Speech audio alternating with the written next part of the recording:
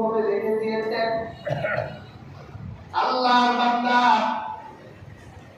General শিক্ষিত হবে, তা কোরআনে শিক্ষিত হবে আল্লাহ লিখে দিয়েছেন। এই জীবনে সে কয়টা বিপদে পড়বে আল্লাহ লিখে দিয়েছেন। এই জীবনে সে কয়বার অসুস্থ হবে আল্লাহ লিখে দিয়েছেন। মোট কথা হলো আল্লাহ পাক আকাশ জমিন এই কুল কায়নাত যত প্রাণ আছে সমস্ত প্রাণ সৃষ্টি 50,000 বছর আগে আল্লাহ লিখে দিয়েছে। তাহলে আবার কদরের রাজ্যে কি লিখবে? প্রশ্ন আসছে না? হাজিরিন, আল্লাহ সবই লিখে দিয়েছেন লাউহে মাহফুজে। আল্লাহ পাক এই সৃষ্টি জগতের প্রথম সৃষ্টি নিয়ে মতভেদ আছে। কেউ বলছে আল্লাহ প্রথম 5টা জিনিস সৃষ্টি করেছেন, কারোর মতে আল্লাহ প্রথম সৃষ্টি করেছেন কলম। সুবহানাল্লাহ, আমরা কলমে লিখি না আল্লাহ। কেউ বলেছেন আল্লাহ প্রথম সৃষ্টি কলম। আল্লাহ পাক কলম সৃষ্টি করে কলমকে বললেন লেখক। কলম বলে আল্লাহ কি লিখবো? আল্লাহ পাক বলে কলম তুমি লেখো। কলম বলে কি লিখবো? অনেক বর্ণনা এসছে আল্লাহ পাক কলমকে প্রথম বলল কলম তুমি লেখো লা ইলাহা ইল্লাল্লাহু মুহাম্মাদুর রাসূলুল্লাহ। এটা তুমি লেখো। কলম প্রথম লেখো লা ইলাহা ইল্লাল্লাহ। হাজিরিন, আল্লাহ পাক কলমকে বলল কলম এবার তুমি তাকদীর লিখতে থাকো, ভাগ্য লেখো। আমি প্রাণ বানাবো, প্রাণের ভাগ্য লেখো। তার মানে আল্লাহ প্রথম সৃষ্টি হলো কলম। আবার কেউ কেউ বলেছেন আল্লাহ প্রথম সৃষ্টি হলো তার রাসূলের নূর। আমরা এটাই বিশ্বাস করি আল্লাহ প্রথম সৃষ্টি করেছেন আমার হাবিবের নূর। আবার কারো মধ্যে আল্লাহ প্রথম সৃষ্টি আরশ। আল্লাহ পাক কলমে প্রথম লেখলেন, এগুলো আল্লাহ সব কিছু লাউহে মাহফুজে রেখে দিলেন। এরপর যখন রমজানের শেষ দশকে যখন কদরের রাত এসে যায়, আল্লাহ ফেরেশতাদের হাতে 1 বছরের তাকদীর দিয়ে দেন। আল্লাহ কোন ফেরেশতার কাছে বান্দার সারা জীবনের তাকদীর দেন নাই। হযরত আজরাইলের হাতে কতদিন পর্যন্ত প্রাণ জীবিত থাকবে এটা আল্লাহ তুলে দিয়েছেন 1 বছরের জন্য এই কদরের রাতে। হযরত আজরাইল ওই বছরে মানুষ কে মারা যাবে, কোন কোন পিঁপড়া মারা যাবে, কোন কোন মশা মারা যাবে সবগুলো জিবরিল জেনে যায়। কিন্তু দ্বিতীয় বছরে কে কে মারা যাবে জিবরিল হযরত আজরাইল একটাও তা জানে না। আমরা 1 বছরে তকদীর ফেরেশতাদের হাতে দিয়ে দেয়। দেখো এই বছর ধনী হবে কে, এবছর ফকির হবে কে, এবছর হাফেজ হবে কে, এবছর আলেম হবে কে, এবছর মারা যাবে কে, এবছর রোগ হবে কার, সব কিছু আল্লাহ 1 বছরের সব কিছু ফেরেশতাদের হাতে দিয়ে দেয়। হাজিরিন, তবে মনে রাখবেন মানুষের তাকদীর 2 রকমের।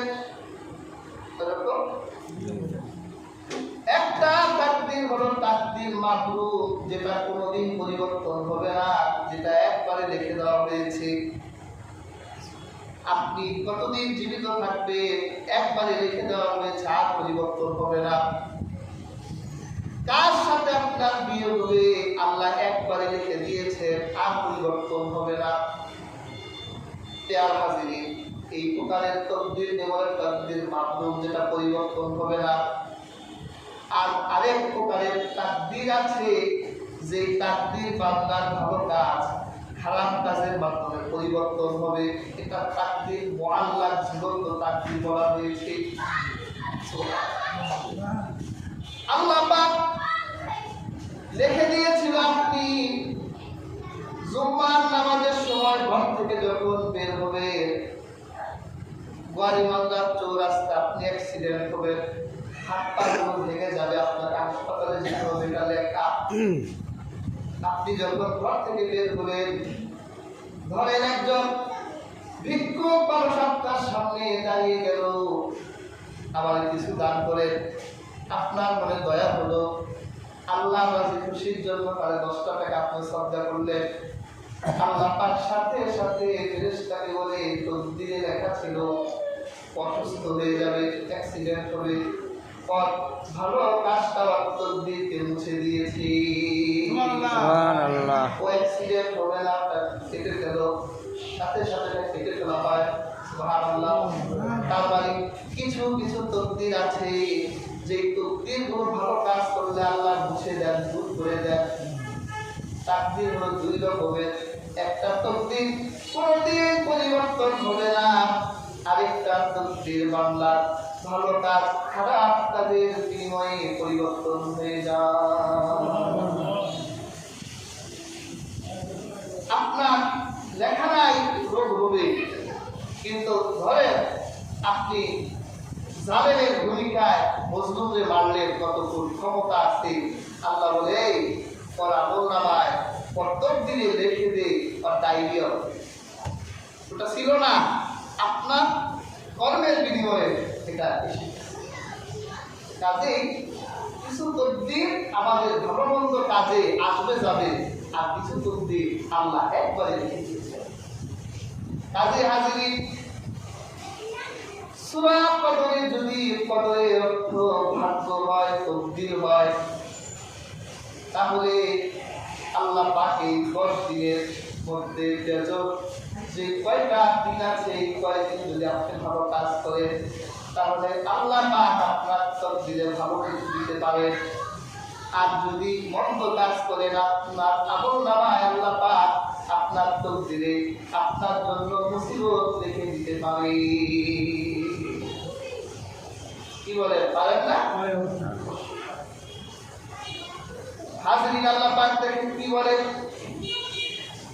ইন্না আনজালনাহু ফি লাইলাতিল কদর ওয়া মা আদরাকা মা লাইলাতুল কদর। আল্লাহ পাক বলে, নিশ্চয় আমি কুরআনকে লাইলাতুল কদরে নাযিল করেছি।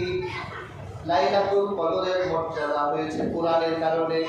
আমি গত জুমায় কোরআনের আলোচনা করেছিলাম, কোরআন যার সাথে লাগে সেই শ্রেষ্ঠ হয়ে যায়। কোরআন আমার নবীর সাথে লেগেছে, আমার নবী শ্রেষ্ঠ নবী। কোরআন এই উম্মতের সাথে লেগেছে, আমরা শ্রেষ্ঠ উম্মত। কোরআন রমজানে নাযিল হয়েছে, রমজান শ্রেষ্ঠ। কোরআনের জন্ম মাস হলো রমজান, আর কোরআনের জন্ম রাতের নাম হলো লাইলাতুল কদর। আমার আল্লাহর কালাম তো, আমার আল্লাহর কালামের চাইতে বড় কোনো কালাম হতে পারে না। আমার আল্লাহর কালাম কোনোদিন শেষ হবে না। দুনিয়ার কোনো কিছু দিয়ে আল্লাহর কালাম শেষ করা সম্ভব নয়। আল্লাহ পাক বলেন, কুল্লাহু কানাত বাহরু মিদাদান লিকালিমাতি রাব্বি লানাফিদাল বাহরু ক্বাবলা আন তানফাদা কালিমাতু রাব্বি ওয়ালাউ জিইনা বিমিথলিহি মাদাদা। আল্লাহ পাক বলেন,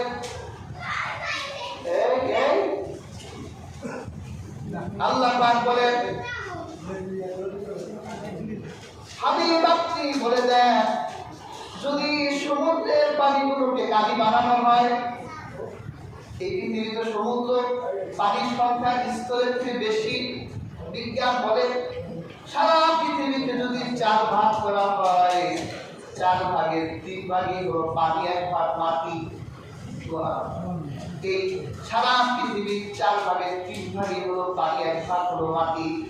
আল্লাহ পাক বলেন, যদি পৃথিবীর সমস্ত সমুদ্রকে যদি কালি বানানো হয়, আর সমস্ত গাছগুলো কেটে কেটে যদি কলম বানানো হয়, এরপর যদি আমার আল্লাহর কালাম লেখা শুরু হয়, আমার আল্লাহর বাড়ি লেখা শুরু হয়, তাহলে পৃথিবীর সমস্ত কালি শেষ হয়ে যাবে, সমস্ত কলম নিঃশেষ হয়ে যাবে, তারপরেও আল্লাহর কালাম শেষ হবে না। আল্লাহ আরেক বর্ণনায় বলে, যদি তোমরা 7 গুণ বাড়িও, যদি তোমরা বাড়িগুলোকে আরো 7 গুণ বাড়াও, কলমগুলোকে যদি 7 গুণ বাড়িয়ে দাও, তারপরেও তোমার আল্লাহর কালাম শেষ হবে না। আমার আল্লাহর কালামের ওয়েট এত, আমার আল্লাহ কথার দাম এত, আমার আল্লাহ এত মূল্যবান কথাগুলো কদরের রাতে নাযিল করেছে। কাজী হাজিরি, আল্লাহ কোরআন এটা আল্লাহর কালাম। এই কালাম আমাদের জবানে আনতে হবে, আমাদের হৃদয়ে স্থান দিতে হবে, তাহলে আল্লাহর কালামের যথার্থ মর্যাদা দেওয়া সম্ভব। প্রিয় হাজিরিন, লাইলাতুল কদরের ফজিলত আল্লাহ বর্ণনা করলেন। আল্লাহ পাক বলেন, ওয়া মা আদরাকা মা লাইলাতুল কদর। আল্লাহর হাবিবকে বলে, আপনি জানেন কদরের রাত কি? লাইলাতুল কদরি খায়রুম মিন আলফি শাহর। আল্লাহ বলেন কদরের রাত হলো 1000 মাসের চেয়ে উত্তম। হাজার মাসের সমান না, 1000 মাসের চেয়েও। আল্লাহ কেন দিলেন এই সম্মানী? বললাম যে কদর অর্থ সম্মান। আল্লাহ এই সম্মানী উম্মতকে কেন দিলেন? দেখবেন আমাদের অনেক অফার আসে, মোবাইলে মাঝে মাঝে দেখবেন অফার আসে, 40 টাকায় 4 জিবি, 400 টাকায় 40 জিবি। মানে এটা আপনি সবসময় পাবেন না, রমজান উপলক্ষে আপনি 1 মাস চালাতে পারবেন। আল্লাহ পাক বলেন, আমি আমার বান্দার জীবনে প্রত্যেক রমজানে অফার দেই, অফার চলে। কোনদিন তুমি 1000 বছর হায়াত পাবে না। আল্লাহ রাসূল বুখারীতে হাদিস এসেছে, আল্লাহর হাবিব বনী ইসরাঈলের এক দরবেশে ঘটনা বর্ণনা করলেন। বনী ইসরাঈলের এক আবেদ দরবেশ ছিল, যে দরবেশ 1000 মাস পর্যন্ত দিনের বেলা জিহাদ করেছে। জিহাদ হলো সবচেয়ে বড় আমল। আর 1000 মাস পর্যন্ত রাতের বেলা ইবাদত করেছে। আল্লাহর হাবিবের সাহাবীরা অবাক হয়ে গেল, আমাদের হায়াত মাত্র 60 বছর 70 বছর। নবীজি বলছেন এই উম্মতের হায়াত হবে পরে 60 থেকে 70। এই 60-70 বছরে আমরা কি আমল করব? অন্য নবীর দরবেশরা তো আসরের মাঠে আমাদের থেকে বেশি আমল নিয়ে উঠবে। আমরা শ্রেষ্ঠ উম্মত কেমনে হব? আমার নবীর শ্রেষ্ঠ নবী কিভাবে হবে? আল্লাহ পাক বলে, হাবিব চিন্তার কারণ নাই, অপর নবীদেরকে আমি অফার দেই নাই, 40 টাকায় 4 জিবি দেই নাই। তারা 40 বছরই তাদের ইবাদত করতে হয়েছে, 1000 বছর হায়াত পেয়েছে, 1000 বছর ইবাদত করতে হয়েছে। আমি আপনার উম্মতের জন্য প্রত্যেক রমজানে অফার দিয়ে দিলাম। তাদের আমল নামায় আমি 400 টাকায় 40 জিবির অফার দিলাম। যদি তারা একটা কদরের রাত আমি আল্লাহর জন্য কাটাই দিতে পারে, তাহলে ওই বনী ইসরাঈলের রাতের 1000 মাসের চেয়েও বেশি হবে। ও সারা রাত ইবাদত করতো, আরো যদি 2টা সেজদা দেয়, আর 2টা সেজদা 1000 বছর সেজদা দেওয়ার মতো হবে। চিন্তার কারণ নাই। তাহলে হাজিরিন, বুঝা গেল এই কদরের রাত হলো আমাদের অফারের রাত। এই রাতকে আমাদের কাজে লাগাতে হবে। আফসোসের বিষয় হলো এই জীবনে তার বয়স 50 বছর হয়ে গেলে 40 বছর তার রোজা ফরজ ছিল, 40 বছরে তার 40টা কদর ছিল। হয়তো এমনও হতভাগ্য আছে একটা কদর কাজে লাগাই নাই। আর আমার নবী কদরকে কিভাবে কাজে লাগাতে দেখেন, হাদিসের কিতাবে এসেছে। আমার নবী মা আয়েশা বলেন, আল্লাহর হাবিব সাল্লাল্লাহু আলাইহি ওয়াসাল্লাম যখন দেখতেন রমজানের শেষ 10 দিন বাকি আছে, 7টা বিজার আল্লাহর হাবিব তার লুঙ্গি শক্ত করে বাঁধতেন। এখানে লুঙ্গি শক্ত করে বাঁধার অর্থ শক্ত করে বাঁধা না, মানে একটা শক্ত প্রিপারেশন নিতে। যদি মনে করেন যে আপনার সাথে একজনের কুস্তি লড়তে হবে, তা 15 দিন আগ থেকে একটা প্রিপারেশন নিতে হয়, একটু ভালো খাইতে হয়, শরীরে কি শক্তি আসবে, কোন কৌশলে